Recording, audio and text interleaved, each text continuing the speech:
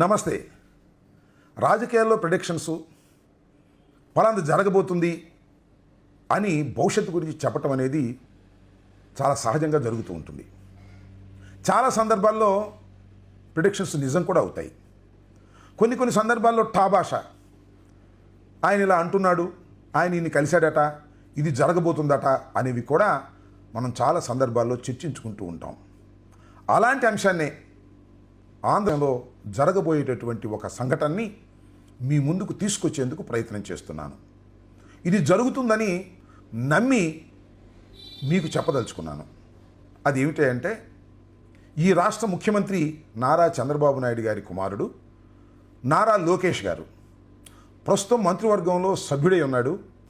అలాంటి నారా లోకేష్ గారు సాధ్యమైనంత త్వరలో ఈ రాష్ట్రానికి ముఖ్యమంత్రి కాబోతున్నాడు. యువరాజుకి పట్టాభిషేకం జరగబోతుంది అనేది నా ప్రెడిక్షన్. దీనికి కారణాలేంటి, ఎందుకు ఇలా జరగబోతుంది, అసలు ఇలా జరుగుతుందని చెప్పడానికి గల ఆధారాలు ఏమిటి అనే విషయాల్ని కూడా మనం ఇక్కడ చర్చించుకుందాం. ప్రధానంగా ఏంటంటే, నారా చంద్రబాబు నాయుడు గారు అయినా ఇంకా పరిపాలించగలిగినటువంటి శక్తి ఉన్నట్టుగానే మనకు అర్థమవుతుంది. అయినా కూడా తన కుమారుడైనటువంటి నారా లోకేష్ని ఏదో ఒక విధంగా రాజ్యాధికారం తాను ఆరోగ్యంగా ఉండంగానే ఆయన చేతిలో పెట్టాలని ఆయనే తాపత్రయపడుతున్నాడో తెలియదు, లేదా ఆయన కుటుంబ సభ్యులు ఆయన మీద ఒత్తిడి చేసి ఏదో విధంగా జరిపించాలని ప్రయత్నం చేస్తున్నారో తెలియదు. వారి కుటుంబ సభ్యులంటే చాలా ప్రముఖంగా ఉన్నారు రాష్ట్రంలో. వారి కుటుంబ సభ్యులు ఒకరు ఎన్టీ రామారావు గారి కుమారుడైనటువంటి బాలకృష్ణ గారు. అదేవిధంగా బాలకృష్ణ గారికి ఇద్దరు అల్లుళ్ళు. ఒకరు, రెండో వ్యక్తి నేను చెప్పాల్సిన అవసరం లేదు, ఆయనే పెద్దలుడు నారా లోకేష్ గారు, ఆయన భార్య బ్రాహ్మణి గారు. అదేవిధంగా నారా చంద్రబాబు నాయుడు గారి సతీమణి భువనేశ్వరి గారు, నారా లోకేష్ గారి తల్లి వారు. వీళ్ళందరూ కూడా తప్పనిసరిగా సాధ్యమైనంత త్వరలో నారా చంద్రబాబు నాయుడు గారు పరిపూర్ణమైన ఆరోగ్యంగా ఉన్నప్పుడే నారా లోకేష్ గారిని ముఖ్యమంత్రి పీఠంలో కూర్చోబెట్టాలి అనేటువంటి ఒక తాపత్రయాన్ని వ్యక్తం చేస్తున్నారనేది ఒక సమాచారం. మీరు కూడా వినే ఉంటారు, అక్కడ ఇక్కడ ఆ రైలు కనబడ్డప్పుడో, లేకపోతే ఇంకో చోట ఎవరెవరో మాట్లాడుకుంటున్నప్పుడో మీరు వినుంటారు, నారా లోకేష్ గారిని ముఖ్యమంత్రిగా చేయాలని అనుకుంటున్నారట అనేది. దీనికి వాస్తవ రూపం కలగటానికి అవకాశం ఉన్నది అనేదే ఇక్కడ ప్రధానమైనటువంటి అంశం. సరే, ఎన్టీ రామారావు గారి కుమారుడు బాలకృష్ణ గారు నందమూరి వంశానికి చెందినవాడు, నారా లోకేష్ గారి మామగారు అయినటువంటి బాలకృష్ణ గారు 3 సార్లు గెలిచాడు. ఎక్కడ పెద్ద వివాదాల్లో లేడు. వివాదాలంటే ఏదో వాడిని కొట్టాడు, వీడిని బూతులు తిట్టాడు అనే వివాదాలు తప్ప ఆయన మీద పెద్ద రాజకీయ వివాదాలు ఏమీ లేకపోయినా ఆయన మాత్రం ముఖ్యమంత్రిగా అవ్వాలని మాత్రం అనుకోవటంలా. ఆయన కూడా మనస్ఫూర్తిగా తన అల్లుడే ముఖ్యమంత్రి కావాలని కోరుకుంటున్నటువంటి సందర్భం ఇది. అయితే ఇప్పుడు ఎందుకు చేయాలి? 5 సంవత్సరాల పరిపాలన వారికి కట్టబెట్టారు కదా ప్రజలు, 1 సంవత్సరమే కదా అయింది, ఇంకా 4 సంవత్సరాల తర్వాత చేయొచ్చు కదా అనేటువంటి సందేహాలు కూడా చాలామందికి ఉండొచ్చు. కానీ నారా వారి కుటుంబంలో ఉన్నటువంటి పెద్దలందరూ చంద్రబాబు నాయుడు గారి మీద ఒత్తిడి చేస్తున్నటువంటి అంశం ఏమిటంటే, మీరు పరిపూర్ణమైన ఆరోగ్యంగా ఉన్నప్పుడే వారిని పట్టాభిషిక్తుని చేసి ఆ పరిపాలనని మీరు వెనక నుంచి గమనిస్తూ ఉంటే మీ వారసుడుగా నారా లోకేష్ గారు బ్రహ్మాండంగా దూసుకుపోతాడు అనేది వారికి నచ్చజెప్పేటటువంటి ప్రయత్నం చేశారు, చెప్పారనేది నాకున్నటువంటి సమాచారం. నిజం చెప్పాలంటే నారా చంద్రబాబు నాయుడు గారు అనుకుంటే అయిపోద్ది. ఎందుకనంటే ఆయనకి 134 శాసనసభ స్థానాల్లో సైకిల్ గుర్తు మీద గెలిచిన వాళ్ళు ఉన్నారు. సరే, జనసేనకు 21 ఉన్నా తాను తలుచుకుంటే ఖచ్చితంగా ఎవరితోనూ చెప్పుకోకుండా తెల్లారిపాటికి నారా లోకేష్ గారిని ముఖ్యమంత్రిగా ప్రమాణ స్వీకారం చేయించగలడు. కానీ మీ అందరికీ తెలుసు, నారా చంద్రబాబు నాయుడు గారు అంత సాహసం చేసే మనిషి కాదు. కారణం ఏంటంటే, ఆయన మాస్ లీడర్ కాదు, క్రౌడ్ పుల్లర్ కాదు. ఆయన చూసే ఈ రాష్ట్రంలో అందరూ ఓట్లు వేయరు. కాబట్టి కూటమిని జాగ్రత్తగా కాపాడుకోవాల్సిన బాధ్యత ఆయనకు ఉంది. కాబట్టి నారా లోకేష్ గారిని ముఖ్యమంత్రిగా చేయాలంటే కూటమిలో ఉన్న వారి అందరి అంగీకారం కావాలి.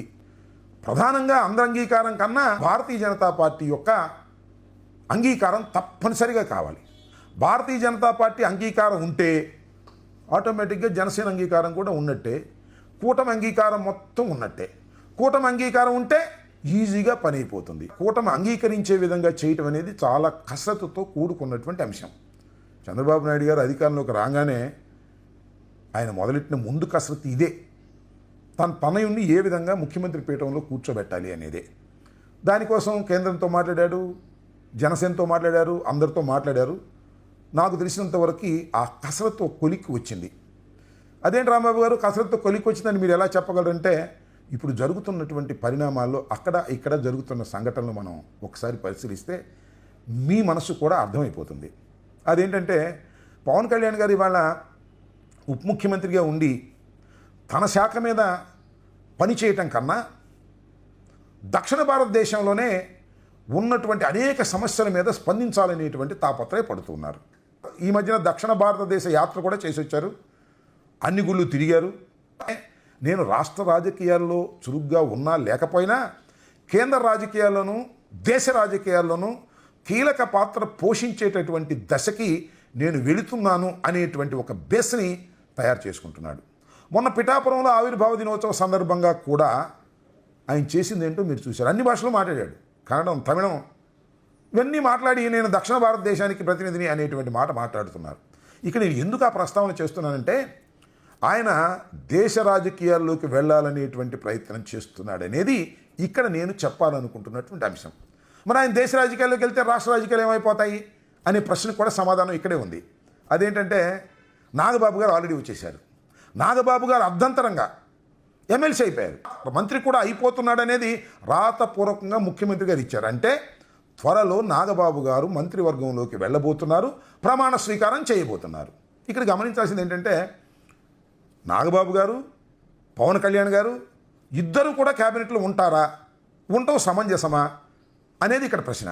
నేను అందుకే ఇక్కడ చెబుతున్నది ఏంటంటే నారా లోకేష్ గారిని రాష్ట్ర ముఖ్యమంత్రిగా చేస్తే పవన్ కళ్యాణ్ గారు ఉప ముఖ్యమంత్రిగా ఉండటం సమంజసం కాదు.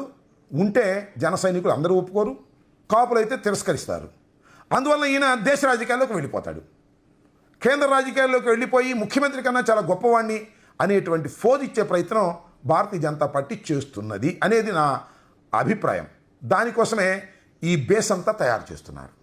త్వరలో జరగబోయేది ఏమిటి అంటే నారా లోకేష్ గారు ముఖ్యమంత్రిగా ప్రమాణ స్వీకారం చేయటం, చంద్రబాబు నాయుడు గారేమో రాష్ట్ర రాజకీయాల నుంచి కేంద్ర రాజకీయాలకు వెళ్ళడం, దానితో పాటుగా పవన్ కళ్యాణ్ గారు కూడా ఉప ముఖ్యమంత్రిగా రాజీనామా చేసి కేంద్ర రాజకీయాల్లోకి వెళ్ళడం, ఆ స్థానాన్ని నాగబాబు గారు ఉప ముఖ్యమంత్రిగాను మంత్రిగాను ఉండి జనసేన పార్టీని కాపాడుకోవటం.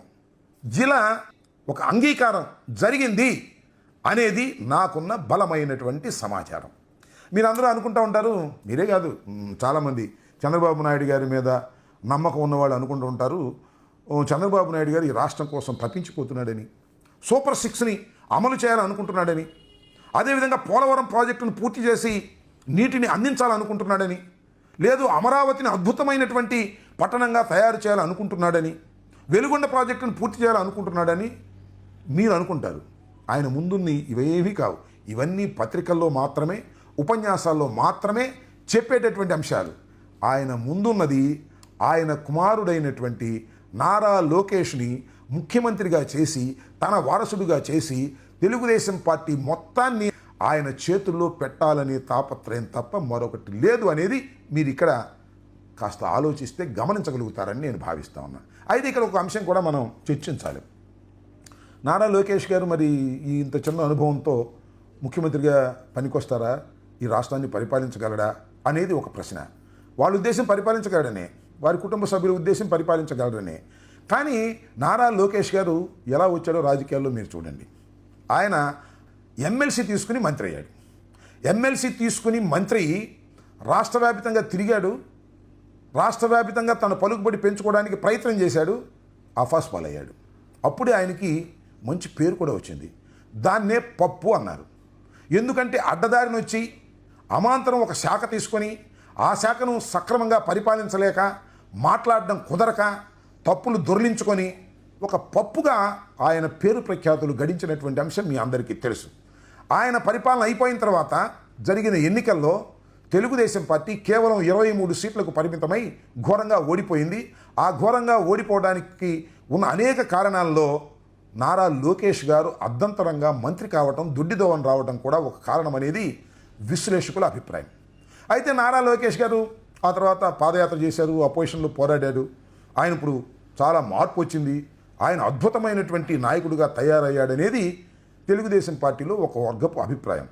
ఇది నిజమైన అభిప్రాయం కాదని నేను ఈ సందర్భంగా చెప్పదలుచుకున్నాను. ఎస్, ఒక్క విషయాన్ని మనం ఒప్పుకోవాలి. పప్పు కన్నా కొద్దిగా బెటర్ అయిన మాట వాస్తవం. ఎందుకంటే అపోజిషన్లో ఉన్నారు, తర్వాత మంత్రి అయ్యాడు, ముఖ్యమంత్రి అయ్యాడు, వాళ్ళ నాన్నగారు గెలిచాడు మంగళగిరిలో అన్నిటికన్నా ముఖ్యంగా.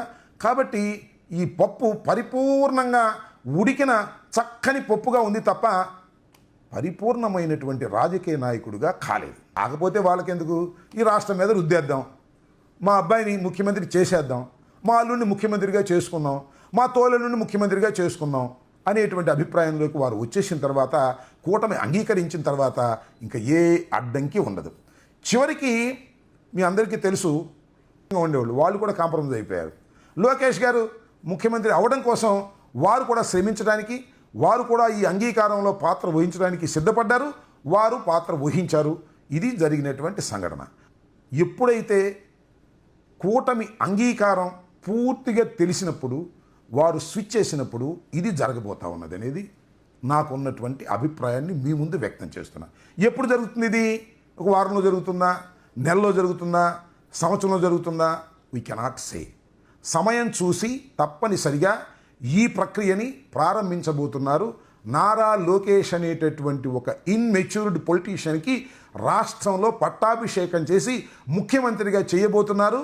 దానికి పవన్ కళ్యాణ్ గారు చూశారు కదా, మొన్నన్నాడు, మనం నిలబడ్డాం, 40 సంవత్సరాలు ఉన్నటువంటి తెలుగుదేశం పార్టీని, చంద్రబాబు నాయుడిని కూడా నిలబెట్టాం. ఇప్పుడు కూడా చెప్పొచ్చు, మనం నిలబడ్డాం, అసమర్థుడైన నారా లోకేష్ను కూడా ముఖ్యమంత్రిగా చేశాం అని జనసేన వారు కూడా గట్టిగా చెప్పుకునేటటువంటి ప్రయత్నం చేయవచ్చు ఈ పరిణామాల తరువాత నేను మనవి చేస్తున్నాను. ఈ పరిణామాలు బహుశా సంవత్సరం లేదా సంవత్సరంన్నర, రేపు మళ్ళా మనం ఎన్నికలు ఎదుర్కొనే లోపు అధికార పీఠం మీద నిలబెట్టాలనేటువంటి ప్రయత్నం చేస్తున్నటువంటి చంద్రబాబు నాయుడు గారిది సఫలం కాబోతున్నదని. అయితే ఒక షరతు, ఏదో అనూహ్యమైనటువంటి పరిణామాలు లేదా జరగకూడనటువంటి సంఘటనలో ఏదైనా జరిగితే తప్ప ఇది 100కి 100 ప్రాక్టికల్ కాబోతున్నది. కానీ టైం మాత్రం వీ కెనాట్ సే. టైం అనేది అమిత్ షా గారి చేతిలోనో, మోడీ గారి చేతిలోనో ఉంది తప్ప ఎవరి చేతిలోనూ లేదు. అక్కడ ఎప్పుడైతే పచ్చజెండా ఊపుతారో అప్పుడు నారా లోకేష్ గారు ముఖ్యమంత్రిగా ప్రమాణ స్వీకారం చేస్తారు. ముఖ్యమంత్రిగా ప్రమాణ స్వీకారం చేసినప్పుడు నేను ఇందాక చెప్పినటువంటి పరిణామాలన్నీ చకచక ఒకదాని తర్వాత ఒకటి జరిగిపోతాయి. చంద్రబాబు నాయుడు గారికేమో ఆయన చాయిస్, గవర్నర్గా వెళ్తాడా, లేకపోతే కేంద్ర మంత్రిగా వెళ్తారా, లేదా రెస్ట్ తీసుకుంటూ నారా లోకేష్ గారికి ప్రధాన సలహాదారుడిగా ఉండి వెనక నుంచి ప్రభుత్వాన్ని నడుపుతాడా, లేక హాయిగా విశ్రాంతి తీసుకుంటారా అనేది that is left to his choice. ఎందుకంటే ఇవాళ మోడీ ప్రభుత్వం చంద్రబాబు నాయుడు గారి బలం మీదే ఆధారపడి ఉన్నది కాబట్టి పరస్పరం ఒకరికొకరు చర్చించుకొని అంగీకరించుకొని వెళ్ళేటటువంటి పరిస్థితి ఉన్నది. కాబట్టి నారా చంద్రబాబు నాయుడు గారు చెప్పినటువంటి పనులు కానీ, ఆయన కోరికలు కానీ తీర్చడానికి భారతీయ జనతా పార్టీ సిద్ధం కాక తప్పనటువంటి పరిస్థితులు ఉన్నది. కాబట్టి ఇది త్వరలో కార్యరూపం దాల్చబోతున్నదని తెలుగు ప్రజలందరికీ నేను సవినయంగా విన్నవించదలుచుకున్నాను. ధన్యవాదాలు.